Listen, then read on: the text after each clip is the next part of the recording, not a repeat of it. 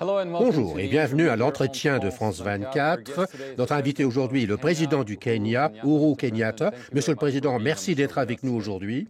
Mon plaisir. Je vais commencer par la Cour pénale internationale qui vient d'abandonner les accusations pour crimes contre l'humanité contre votre vice-président William Ruto et le journaliste Joshua Chang. Pour nos spectateurs, je voudrais les rappeler qu'en 2014, des accusations semblables se sont effondrées devant la Cour pénale internationale. Quelle est votre réaction? Je pense que nous sommes très heureux, très satisfaits de ce résultat. Et cela soutient tout simplement la position que nous avons toujours eue, que ces accusations contre nous étaient fabriquées et que nous n'aurions jamais dû passer devant le CPI. 7 ans et demi plus tard, la position que nous avons toujours maintenue a maintenant été acceptée par la Cour elle-même, avec la position qui a été prise par la Cour hier, que mon vice-président, tout comme moi-même, n'avons à répondre d'aucune accusation. La Cour pénale internationale pourrait éventuellement porter d'autres accusations contre vous si elle arrive à recueillir les preuves. Est-ce encore possible? Je ne pense pas que cela soit possible, parce que, comme nous l'avons toujours dit, nous n'avons jamais été coupables d'aucune des accusations qui ont été portées contre nous. Et cette position tient la route. Et donc, je ne crois pas qu'il puisse y avoir une quelconque possibilité pour qu'il y ait aucune accusation nouvelle. Et c'est la position que nous tenons. Et pour nous, en tant que pays, notre but est de placer cette situation derrière nous, être capable de travailler en tant qu'État et de nous concentrer sur l'avenir, sur le développement de notre pays. Guérir, réconcilier, s'assurer que nous pouvons atteindre pour notre peuple les perspectives qui ont toujours été désirées et rêvées, sans avoir au-dessus de nos têtes ce gros nuage noir au cours des 7 années et demie. Le président du tribunal a dit que le manque de preuves était peut-être lié à la manipulation des témoins et l'ingérence politique. Voilà les accusations du procureur général. Ces accusations, ils les tiennent toujours, mais ils n'ont pas dit au monde que le Kenya, au cours de toute cette période, le procureur général avait un accès direct au Kenya. Ils avaient tous les ministères disponibles, ils avaient la coopération totale de l'État. Donc ils mentent? Absolument. Et nous avons dit, en ce qui concerne les témoins, un grand nombre de témoins ont été transportés ici, ils ont témoigné ici, en Europe. Et ce qu'ils disent, parce qu'il y a des gens qui sont revenus sur leur témoignage, et c'est en ligne avec tout ce qu'on a toujours dit précédemment, que ces affaires étaient des affaires politiques, montées contre nous. Et ces personnes sont venues dire « on m'a poussé à dire telle et telle chose, et je ne veux plus continuer à propager ces mensonges ». Ça ne veut pas dire qu'ils ont été manipulés, ça veut dire qu'ils sont venus maintenant dire la vérité qui est en ligne avec ce que nous disions depuis le tout début. Est-ce que la Cour pénale internationale est raciste? La résolution de l'Union africaine que vous avez parrainée et demande éventuellement le retrait de l'Afrique du CPI car il poursuit que des Africains. Nous maintenons que le CPI ne suit plus les règles fondamentales que nous avons tous soutenues lorsque le CPI a été créé, lorsque le statut de Rome a été adopté.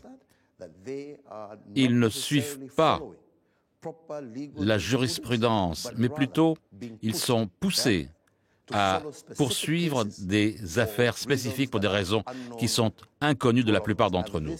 Et c'est la raison pour laquelle nous avons été déçus. Notre argument a toujours été, et nous avons fait avancer cet argument à des rencontres d'État. Nous l'avons fait au Conseil de sécurité des Nations Unies.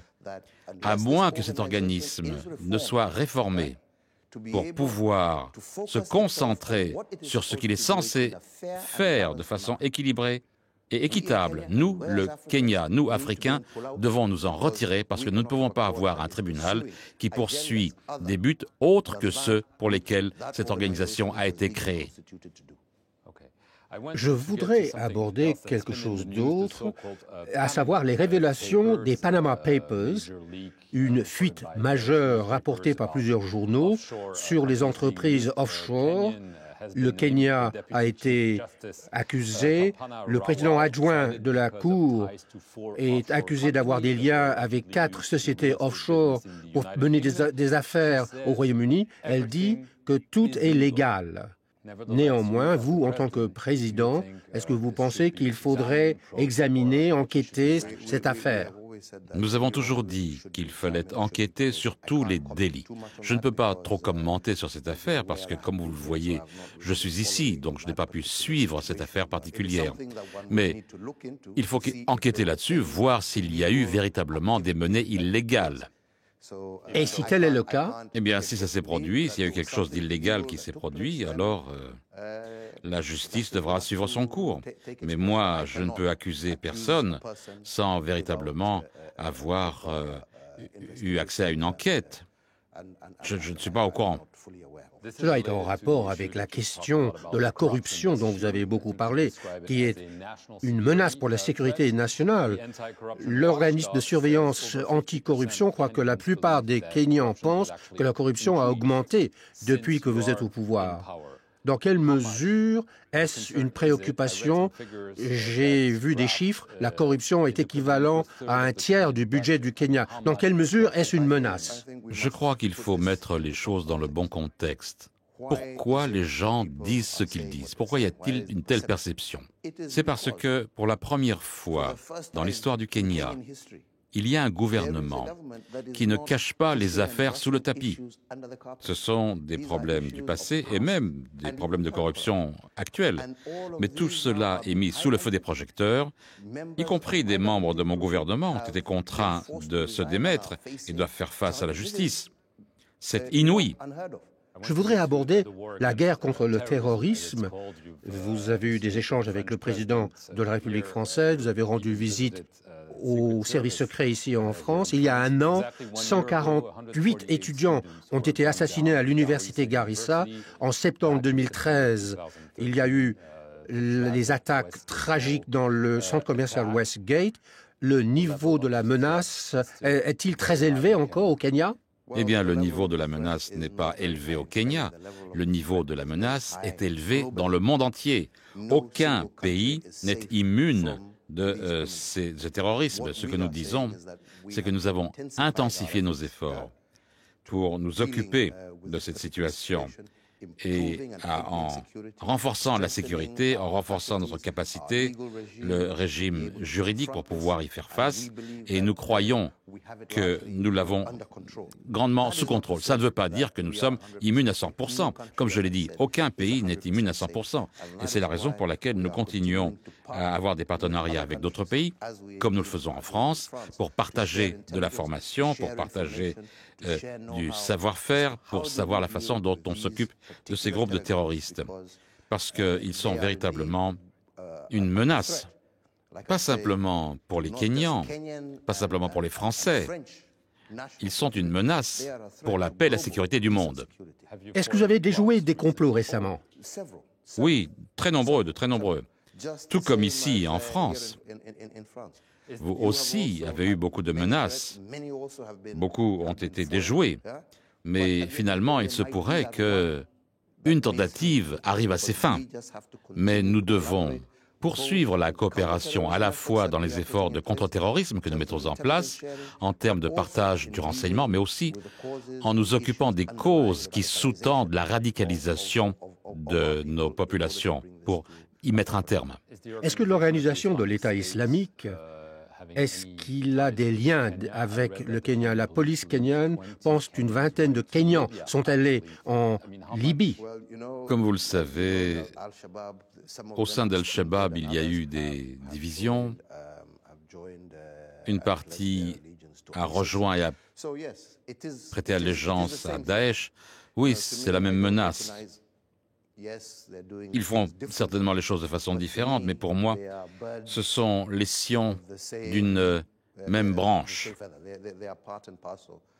Ils font partie prenante des groupes terroristes qui créent la terreur et la destruction dans le monde. Donc il faut faire face à Al-Shabaab, à Al-Qaïda, tous ces terroristes liés à ces groupes, tout comme il faut combattre les groupes terroristes liés à Daesh. Est-ce que Al-Shabaab sera vaincu? Je crois que non seulement Al-Shabaab sera vaincu, mais que Al-Qaïda sera vaincu et Daesh sera vaincu également. Mais cela exige de nous tous de travailler de conserve à un niveau mondial. C'est une guerre de civilisation. Nous devons protéger la civilisation. Nous devons protéger notre façon de vivre. Et nous ne pouvons le faire qu'en travaillant de conserve. Dernière question, la question du dopage. L'agence antidopage mondiale va annoncer son jugement le 12 mai. Est-ce que les athlètes kenyans vont être bannis des Jeux olympiques à Rio? Donc, le Kenya a raté 2 échéances pour donner des informations à l'agence, pour pénaliser le dopage.